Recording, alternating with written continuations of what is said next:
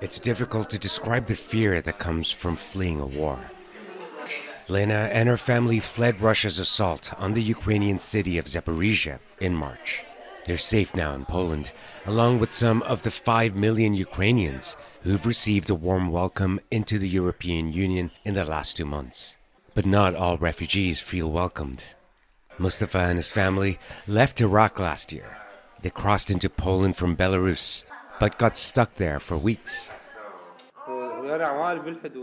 There were many families at the time when we were at the border. One woman was beaten and died when we were there. Their treatment is brutal. They don't consider us as human beings. They deal with Ukrainian refugees in a different way.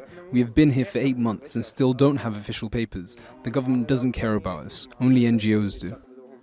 Polish authorities say crossing that border is illegal, and many of those attempting it are economic migrants, not asylum seekers. Unfortunately, they do it for economic reasons. It's the main difference that distinguishes them from people in Ukraine. At the Polish-Ukrainian border, we see people terrified because of the war and seek safety in the first country they can get to. But these people crossing from Belarus want to get to a country not because it's safe, and they cross the border illegally despite warnings. Samrawit Johannes is seeking asylum after fleeing the conflict in Ethiopia's Tigray region last year. She volunteers at a local charity here in Lublin. She says she understands Europe's security concerns, but didn't expect to be treated so badly at the border.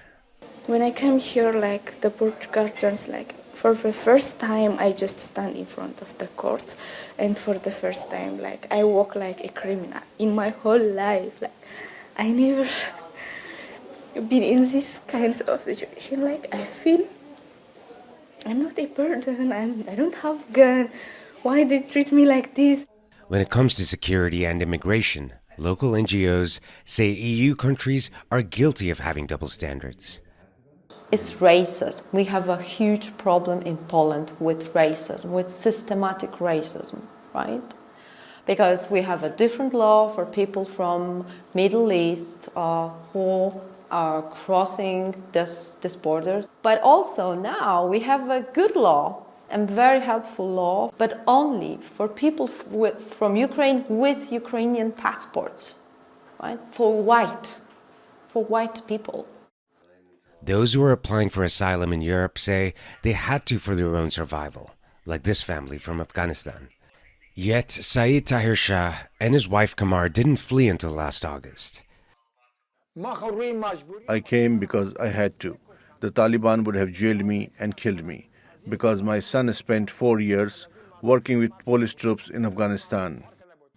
They were evacuated amid the chaos at Kabul's international airport by Polish special forces. Like most who seek safety in Europe, they're grateful for finding peace during a time of turmoil. I understand Ukraine's pain, he says. It's the same pain I felt when I lost my home. Rahul Radhakrishnan, TRT World, Lublin in Poland.